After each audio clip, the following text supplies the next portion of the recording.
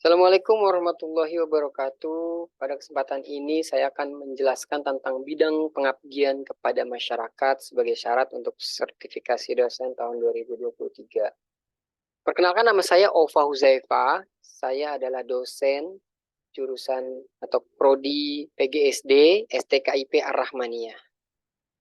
Pada bidang pengabdian kepada masyarakat,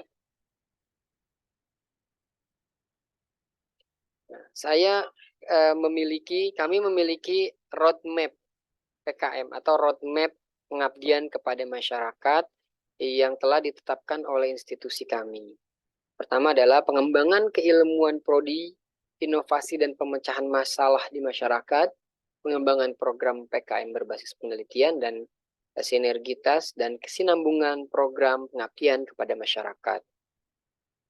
Untuk pengembangan keilmuan di prodi, ini karena saya fokus pada keilmuan prodi itu dan keilmuan saya adalah di bidang teknologi pendidikan, maka concern saya adalah pada teknologi pendidikan, pada media pembelajaran yang bisa digunakan untuk pengembangan literasi atau peningkatan literasi di sekolah dasar.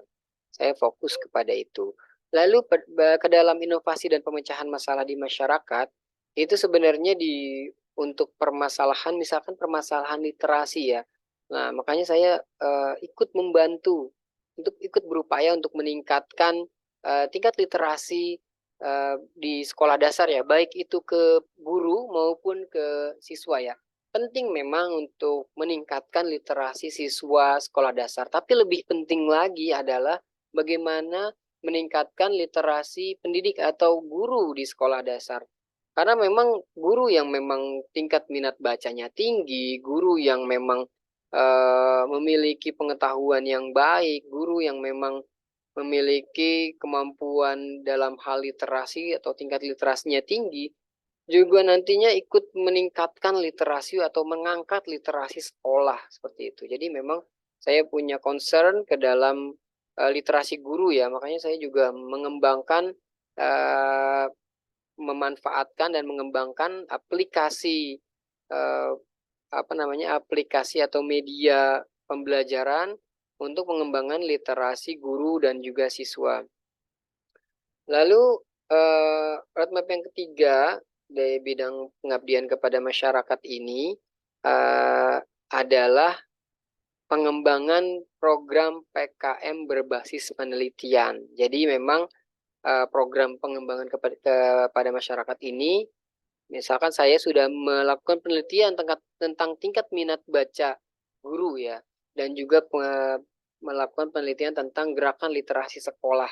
Nah, dari situ saya karena sudah tahu, sudah mengetahui tingkat minat baca guru, nah lalu disusunlah program-program pengembangan program pengabdian kepada masyarakat yang memang nantinya lebih tepat sasaran ya, karena kita udah tahu data di guru bagaimana, khususnya guru di Kota Depok ya, kita udah tahu tingkat minat bacanya seperti apa dan tentang literasi gurunya seperti apa. Jadi kita bisa mengembangkan program pengabdian kepada masyarakat dengan lebih tepat sasaran, ya, sesuai kebutuhan dan juga sesuai dengan kontekstual dari sekolah dasar atau guru dan siswa di Kota Depok.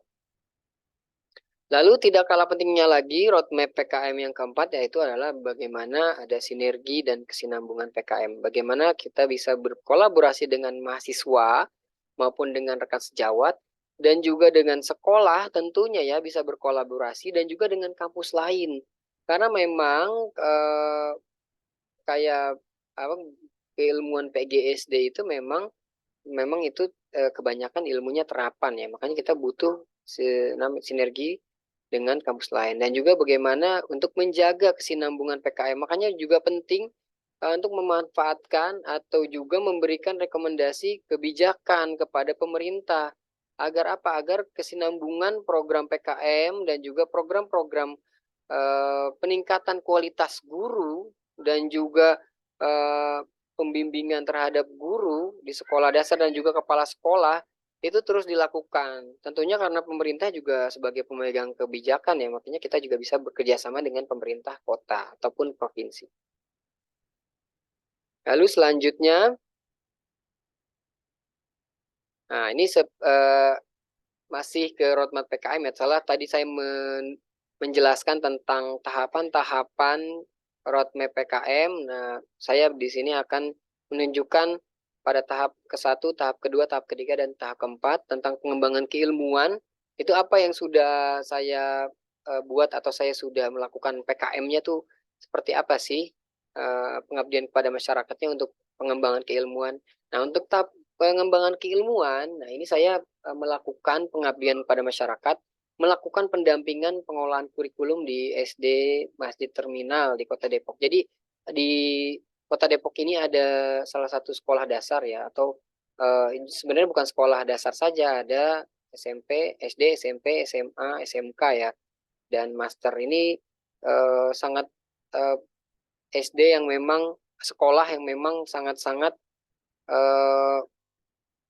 apa namanya ya, sangat-sangat bermanfaat ya, sangat-sangat memperhatikan masyarakat kecil, memperhatikan apa namanya, anak-anak putus sekolah dan juga orang yang tidak mendapatkan hak atas pendidikan karena ekonomi, karena berkebutuhan khusus dan lain-lain ini diterima di SD ini, di SD Master Kota Depok Masjid Terminal. Di SD Master ini latar belakangnya adalah guru-gurunya banyakkan memang relawan ya, tidak seperti di SD kebanyakan. Jadi tapi ini SD-nya ini resmi dari ada izin operasionalnya dari pemerintah Kota Depok dan memang dikenal ya, sudah sangat terkenal ya SD Master ini dikenal oleh pemerintah karena membantu program pemerataan hak atas pendidikan ya, seperti itu. Jadi kita banyak di muridnya di SD itu memang ada beberapa murid yang berkebutuhan khusus yang memang anak itu juga anak jalanan juga ada dan juga anak yang putus sekolah yang memang ini kebanyakan dari yang kalangan ke bawah ya. Tapi memang tidak menjadikan sekolah ini juga tidak apa namanya tidak bersungguh-sungguh untuk melakukan layanan pendidikan ya. Guru-gurunya di sana sangat luar biasa ya, sangat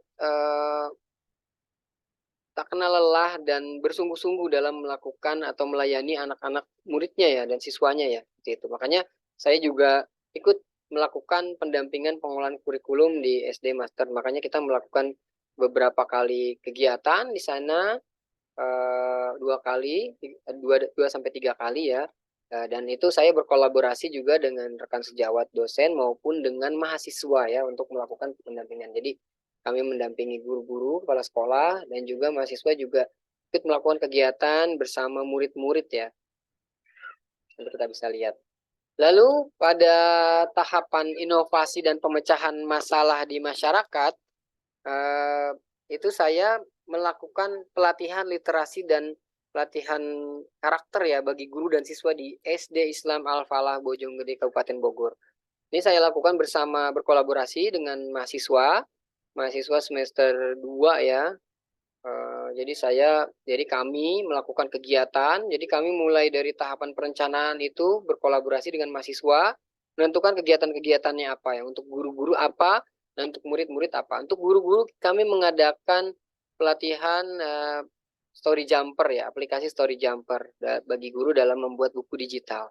Dan juga kami juga melakukan pelatihan atau pendidikan karakter bagi siswa ya. Mahasiswa kami bagi ke beberapa kelas dan kami melakukan kegiatan bersama siswa. Untuk tahapan pengembangan program PKM berbasis penelitian, jadi ada namanya kami melakukan pelatihan dan pendampingan metode membaca berimbang bagi guru SD kelas awal di Kota Bogor. Jadi ada namanya metode membaca berimbang. Metode membaca berimbang itu terdiri dari tiga kegiatan ya. Ada namanya membaca bersama, membaca terbimbing, dan membaca mandiri. Ini dilakukan untuk kelas awal ya. Jadi kami mengajarkan satu metode untuk belajar membaca bagi guru SD kelas awal. Jadi kami mengajarkan atau melatih guru dan mendampingi guru dalam bagaimana guru bisa mengajarkan membaca ke murid dengan menggunakan metode membaca berimbang. Tadi metode berimbang itu ada 3 kegiatan. Pertama, membaca mandiri, membaca bersama, dan juga membaca terbimbing. Membaca bersama itu guru melakukan kegiatan dengan big book atau buku besar. Jadi guru membacakan cerita kepada murid dengan buku besar, dengan big book. Di dalam membaca bersama itu dikenal ada namanya tahapan prediksi, tahapan persiapan sebelum membaca untuk membuat murid itu masuk ke dalam cerita dan juga ikut alur cerita yang memang nanti dibacakan oleh guru ya, karena metode berkisah ya. Lalu ada namanya metode membaca terbimbing. Nah, di metode membaca terbimbing ini, guru harus punya kemampuan dalam membagi siswa ke dalam tiga level membaca. Pertama, misalkan kita harus membagi siswa ke dalam level, mana siswa yang level membacanya pemula, mana yang menengah, mana yang sudah mahir. Kita harus sebelum melakukan membaca terbimbing ini, kita harus bisa mengelompokkan murid ke dalam 3 kelompok tadi. Kelompok yang masih membacanya masih pemula, ada yang menengah, dan ada yang mahir. Tidak bisa disatukan untuk mengajarkan membaca terbimbing ini. Kenapa? Nanti kalau misalkan kita mencampurkan yang pemula dengan yang mahir akan bosan karena sudah bisa, yang pemula tidak akan bisa mengikuti misalkan kita membaca yang mahir, mengajarkan yang hal-hal yang udah mahir, itu yang pemula tidak akan bisa mengikuti. Makanya kita harus bagi ke dalam 3. Dan pada tahap membaca terbimbing ini, kita kenalkan ada namanya buku bacaan berjenjang atau B3. Buku bacaan berjenjang ini menyesuaikan kemampuan membaca siswa. Jadi kemampuan membaca itu dibedakan bukan dari kelasnya, apakah kelas 1, 2, 3, bukan, tapi kemampuan level membacanya. Ada level A sampai F. Kalau A itu masih pemula dasar, F itu udah mahir. Untuk buku yang A memang kebanyakan gambar, lebih besar gambar, hurufnya besar-besar. Itu untuk mengajarkan membaca bagi kelompok pemula tadi. Dan untuk kelompok yang menengah ada yang level bukunya C atau D, untuk yang mahir ada levelnya yang F ya. Jadi memang kita mengajarkan membaca itu harus pakai strategi, harus pakai media yang tepat, harus pakai bahan ajar yang tepat.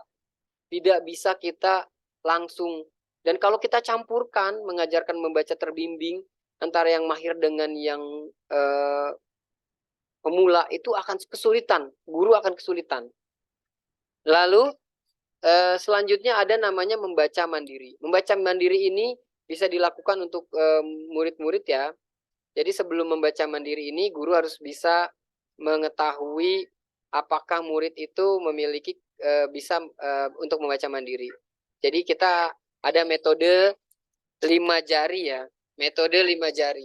Jadi metode 5 jari itu dilakukan untuk menguji apakah kosakata itu dikuasai oleh siswa atau tidak. Kalau banyak kosakata, siswa diminta membaca sebuah buku, kalau banyak kosakata yang belum dikuasai oleh siswa, maka siswa itu belum bisa untuk membaca mandiri. Seperti itu. Itu adalah tahapan kegiatan atau pelatihan dan pendampingan sesuai dengan roadmap PKM yang setelah ditetapkan institusi. Ini adalah tadi pelatihan literasi dan karakter bagi guru dan siswa di SD Islam Al-Falah Bojonggede Kabupaten Bogor. Lalu dilanjut, nah ini juga masih di tempat yang sama, pelatihan literasi dan karakter bagi guru dan siswa di SD Islam Al-Falah Bojonggede Kabupaten Bogor. Lanjut, nah ini juga sama di tempat yang sama ya. Lalu ini adalah pendampingan pengelolaan kurikulum di SD Master Kota Depok ya. Nah ini juga di SD Master Kota Depok. Dan juga ini pendampingan pengelolaan kurikulum di SD Master Kota Depok. Lalu ini adalah pelatihan dan pendampingan metode membaca berimbang bagi guru SD kelas awal. Ini adalah aktivitas guru sedang melakukan membaca bersama dengan menggunakan big book ya. Bukunya besar tuh bisa dilihat ya. Lalu Ini adalah guru-guru yang memang sedang dilakukan pelatihan kepada guru ya, kepada fasilitator daerah di Kota Bogor dan Kota Sukabumi juga nih ya. Ada juga ya fasilitatornya ya. Jadi memang ini dilatihkan dulu ke guru untuk nantinya diuji coba ke murid dan dilatihkan ke guru-guru yang lain. Gitu. Ini juga sama aktivitasnya membaca bersama, ya. Guru membacakan cerita. Baik, bagi sudah baik untuk bidang pengabdian, saya sudah paparkan beberapa kegiatan-kegiatan yang pengabdian yang sudah saya lakukan. Terima kasih atas perhatiannya. Assalamualaikum warahmatullahi wabarakatuh.